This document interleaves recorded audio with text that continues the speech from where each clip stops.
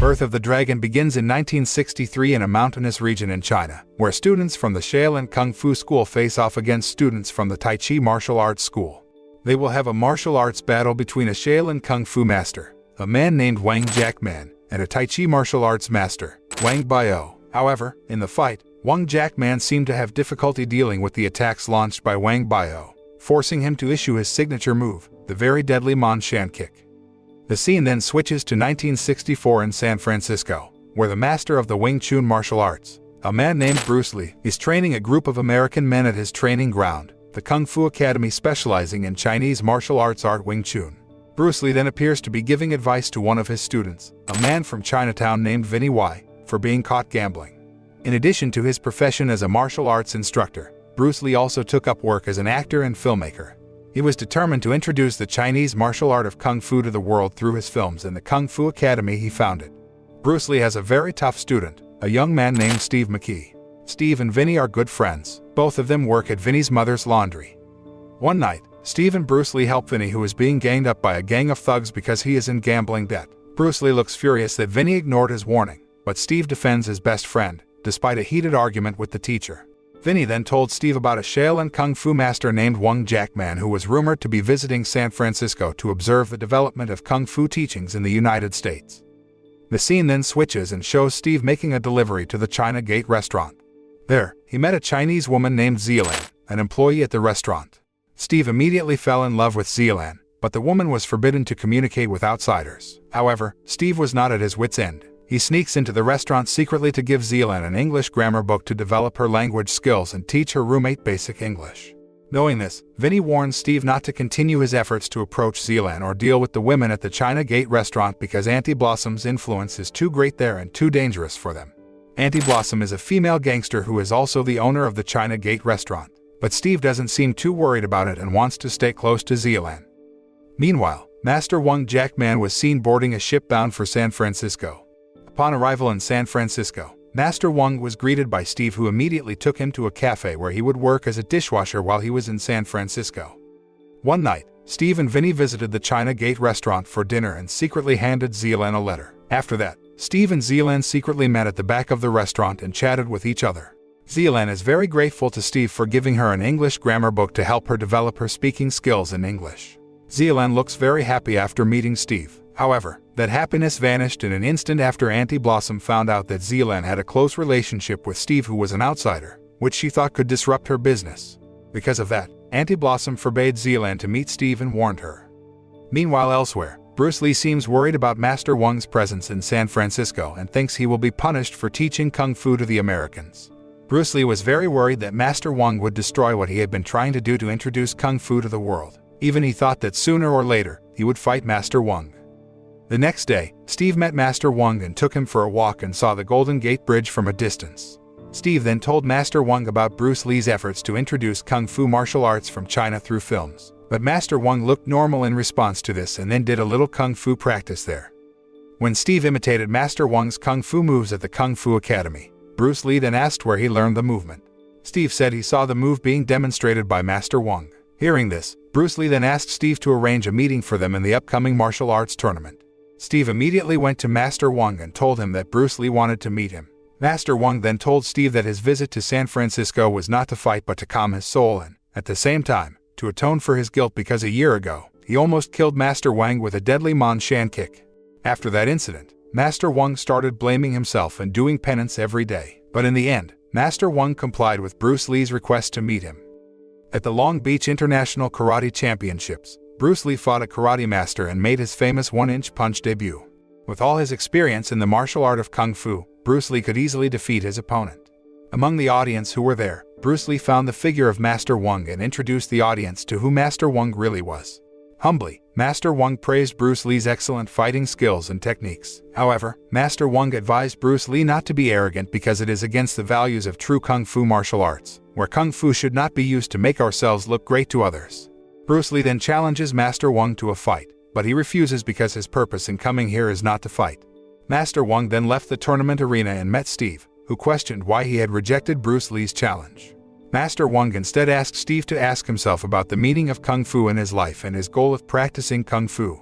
Realizing that training Steve would help free himself, Master Wong then made him his apprentice, but on condition, Steve must find what is truly valuable in his life and be willing to do anything, even lay down his life for something precious. After that, Steve was seen meeting Xiulan and they secretly left together. Steve and Xiulan were seen chatting intimately, and Xiulan shared her desire to leave China Gate. At the same time, Auntie Blossom's men destroy Vinnie's mother's laundry because they are considered not to comply with the regulations in Chinatown. Vinnie, who knew this, tried to defend his mother and stop Auntie Blossom's men, but he was beaten badly and had to get intensive care in the hospital. Steve then rushed to report the incident to Bruce Lee and told about his relationship with Xiulan, who worked for Auntie Blossom. Bruce Lee even asked Steve not to continue his relationship with Xiulan because it would endanger him and Xiulan. Steve finally met Master Wong and said that the most valuable and important thing in his life was to be with Xiulan forever, and he would do anything to make that happen. Hearing this, Master Wong accepted Steve as his student. The method taught by Master Wong turned out to be very suitable for Steve, so he learned kung fu moves faster than when he was trained by Bruce Lee.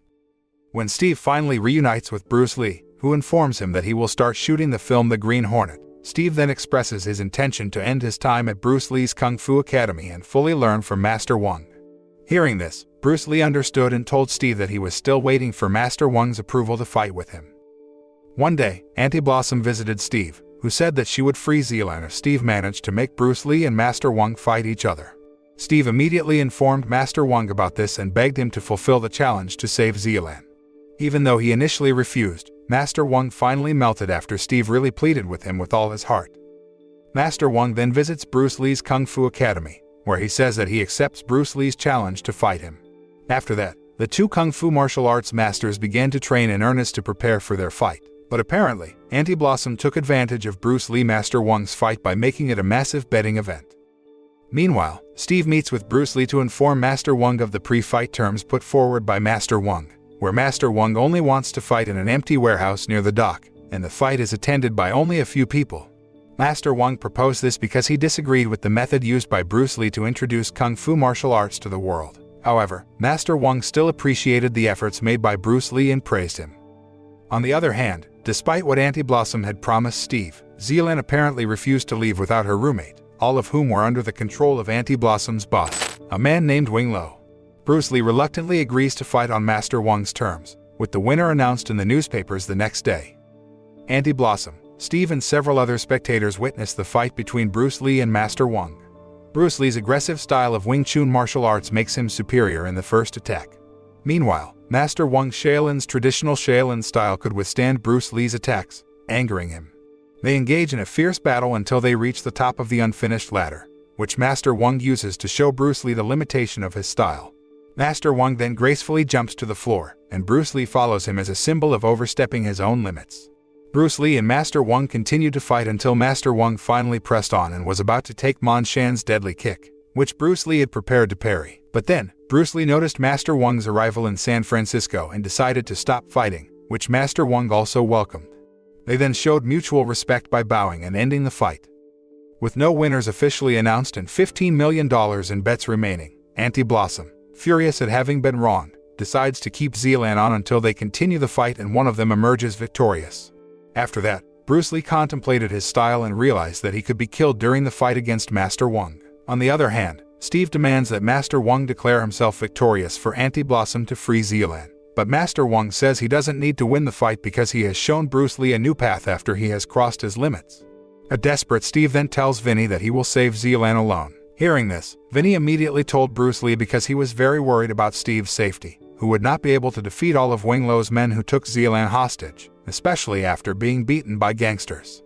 Bruce Lee then met Master Wong and told him about the problems faced by Steve, where they finally worked together to help him. Bruce Lee and Master Wong go hand in hand to face Wing Lo's men with their own distinctive fighting styles. In fact, both of them can also combine Wing Chun and Xiulan combination movements, which are very epic and very effective in defeating their opponents. Bruce Lee, Master Wong and Steve then faced off against Auntie Blossom and Wing Lo, where Master Wong admitted defeat and declared Bruce Lee the winner. However, Bruce Lee asked Auntie Blossom and Wing Lo to free not only Xiulan but all the captive girls in Chinatown. Hearing the conditions put forward by Bruce Lee, Wing Lo's nephew, who was annoyed, then tried to shoot Bruce Lee. But Bruce Lee quickly did Master Wong's Man Shan kick and managed to knock him down. Everyone looked surprised, but Bruce Lee just walked away. A few days later, When visiting Steve, who was hospitalized, and Xiulan, who was by his side, Bruce Lee expressed his desire to develop a new style of fighting that is more fluid and expressive. After that, Steve and Xiulan said goodbye to Master Wong before he boarded the ship to return to China. After getting to know Bruce Lee closer, Master Wong really believed that Bruce Lee was the right person to show Kung Fu martial arts to the world. In July 1969, Bruce Lee changed his fighting style and introduced Jeet Kune Do, the mixed martial arts pioneer. The moral that we can learn from this film is to use our martial arts abilities for self-defense and to save others. Do not use the martial arts that we are good at to show others that we are better than them.